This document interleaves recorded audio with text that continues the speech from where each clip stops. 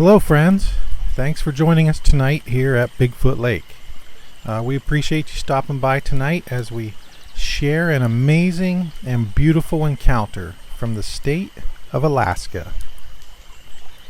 Alaska is one of those rare places on Earth which can humble a person simply from its majestic beauty.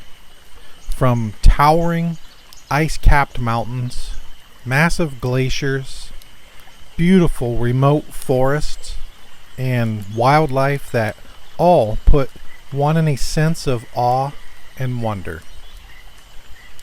Tonight's encounters were sent in by our friend Joe. We appreciate him sending this to us, so Joe, if you're watching, thank you for sharing your stories with us. And as you listen to Joe's story tonight, picture yourself in the midst of that beauty that is Alaska. I really think you will enjoy tonight's encounters. With that being said, pull up a stump and gather close around the campfire as we share Joe's Alaskan encounters. Wrangell St. Elias National Park. In the summer of 2017, while I worked at a lodge located within the Wrangell St. Elias National Park, America's largest national park. Wrangell St. Elias is a vast national park that rises from the ocean all the way up to 18,008 feet. At 13.2 million acres. The park is the same size as Yellowstone National Park, Yosemite National Park, and Switzerland combined. One of the ways I would relax and enjoy the area was I would walk down to the toe of the Root Glacier. The Root Glacier was a place where I would watch rocks and ice slide and fall into the glacier lake. I often stopped and patiently waited for bears that often moved through the area. Toward the end of the summer, a friend and I decided to take a break and drive my pickup to the toe of the Root Glacier. I drove my beat-up Toyota and slowly drove down the four-wheeler trails in four-wheel drive, low range. While I was driving, I noticed a black animal's head just over a small hill. I immediately got a very unpleasant headache, and I told my friend, Bigfoot. It just popped into my head and out of my mouth. I don't know why. I stopped the truck and shut it off, getting out of the truck and taking care not to slam the doors. My friend and I walked into the glacier scrub brush where I thought the Bigfoot, or more likely, an injured bear, went into the scrub. A little voice in the back of my head was screaming at me that this was not a bear. It was a person, and I should use extreme caution. However, my friend seemed not to be concerned. He actually was the first to see this person. Later, he said it was covered in hair, the traditional Bigfoot, arm swing, and was moving very quickly. What I observed was a quick glimpse of a person who was covered in dark brown hair, and when the person ran, it moved with a speed that was impossibly fast. Nothing can move that fast, especially moving through glacier rock, scrub, and a few downed trees. I am an avid outdoorsman, some would say to the point of obsession. I have spent many weeks alone in some of the most remote areas of Alaska. I have seen quote-unquote human footprints in extremely remote areas. Most of the tracks are larger than my size 10 work boots. Some were small as a child, and some that were enormous.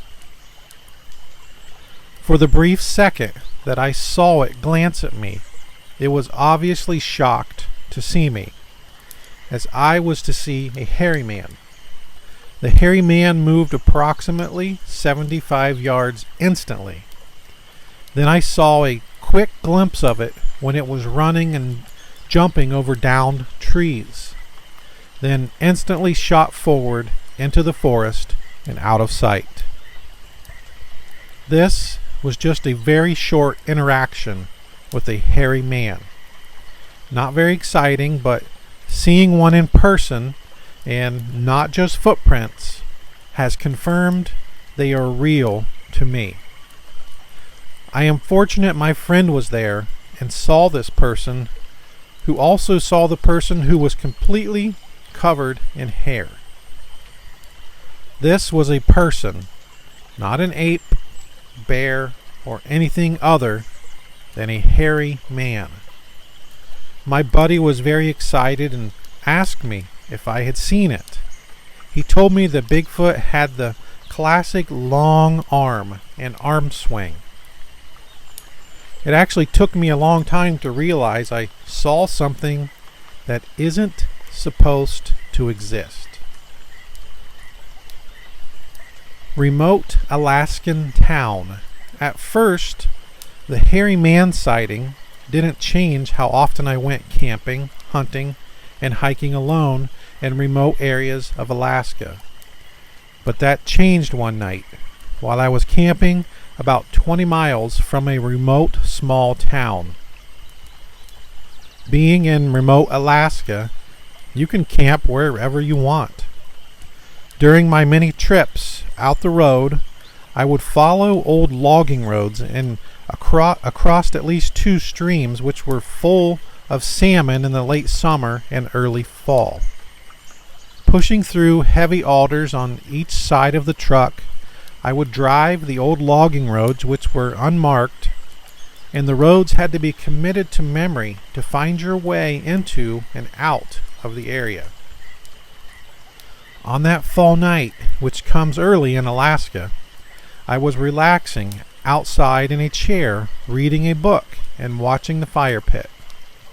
I would use a headlight to read. As darkness quickly covered the area, I felt like I was being watched. Being in a heavy bear area, I thought it best to get into the back of my SUV. I would occasionally glance at the fire, but being contained and being in a temperate rainforest, I wasn't concerned about forest fires. As I relaxed in the SUV, getting ready to go to sleep, I heard ravens cawing at night. That got my attention.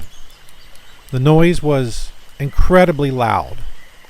The raven sounds eventually faded away, ending in a sound like something mimicking ravens, but messed up at the end of the caw. I didn't think much of the ravens making noise at night. They often will where there is a predator around, warning the rest of the flock. Not even a minute after the ravens went quiet, I heard owls calling. The owls, which sounded like 2 of them, were incredibly loud. They were a ways off, but super loud. The 2 owls called back and forth to each other, until one made an owl call which ended sounding like a man was screaming, like he was slowly being killed.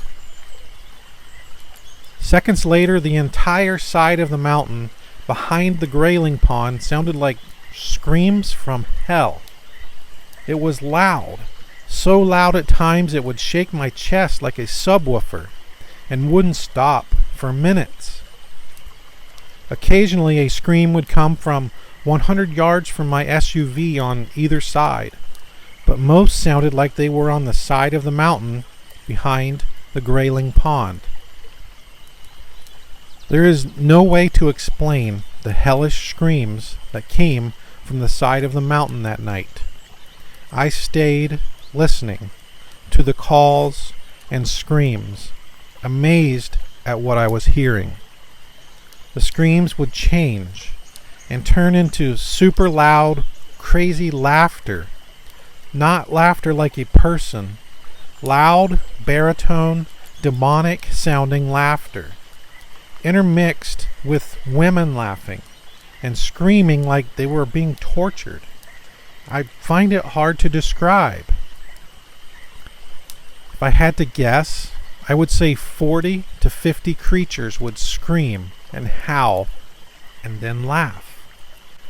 Once in a while, the screams would start suddenly sounding like a coyote and ending sounding like an enormous wailing sound. When the loudest creature sounded off, all the others would be quiet for a few seconds. Then back to the screaming for minutes on end. Then bizarre, almost demonic sounding, loud laughter. The volume of the creature I assumed was the largest was incredible. This creature would start its baritone laugh that would last for at least a minute, with a volume that was like standing in front of a nightclub speaker, the kind that rattles your body. As strange as it sounds, it almost sounded like they were creatures playing some kind of game. I couldn't help but smile and shake my head, and at times laugh with them. It was so bizarre to have stumbled onto a bunch of creatures laughing, screaming, and making a lot of noise. I was concerned about what the creatures were playing with or doing to bring screaming and laughing from them, but I tried not to think about it. Eventually I decided I'm not getting any sleep staying here, so in the middle of the night, around 12 midnight, I started the SUV and drove deeper into the forest to a glacier. This area was about 2 miles from the grayling pond. I got out of the truck after shutting it off to listen to the sounds of the night and relieve myself. I was too far from the grayling pond with a mountain ridge between me and the pond to hear the screams. I couldn't hear anything except the glacier ice, dripping, cracking, and making its normal sounds. I was tired, and soon I was warm and sleepy in my SUV. I fell asleep quickly. I don't know how long it had been, but I heard something falling on top of my SUV. Laying there in complete darkness, I heard the sound of small rocks bouncing off my roof. I was tired, sleepy, and calm. I remember the words of a native friend. He said, just ignore them. Let them do their thing. So I fell back to sleep. In the morning, there was no sign of anything out of the ordinary. I enjoyed hot coffee and breakfast as daylight washed the glacier. Waking up near a glacier in the early morning light is a spiritual experience for me. It is an absolutely beautiful view that I often see alone. What are the creatures that love to scream and laugh at night? I've seen their footprints, and they look close to humans with a wider heel. Whatever makes the sounds in the forest and mountains do not deter me from going out hunting, fishing, berry picking, or hiking. I still visit the pond, but only in the daytime. It's a beautiful place that I am always attracted to. I have visited this area many times a year for the last 10 years. So this concludes tonight's story, Joe's story. First, I'd like to again thank Joe for sharing this with us. We greatly appreciate it. Joe has a YouTube channel of his own And in the description of this video, you will find the link to an amazing video of his. The video is titled, Why I Love Alaska. Please take some time, watch his video and subscribe to Joe's channel to show him some support for sending in his story. And thanks to you for doing so. So, what are your thoughts on Joe's encounters?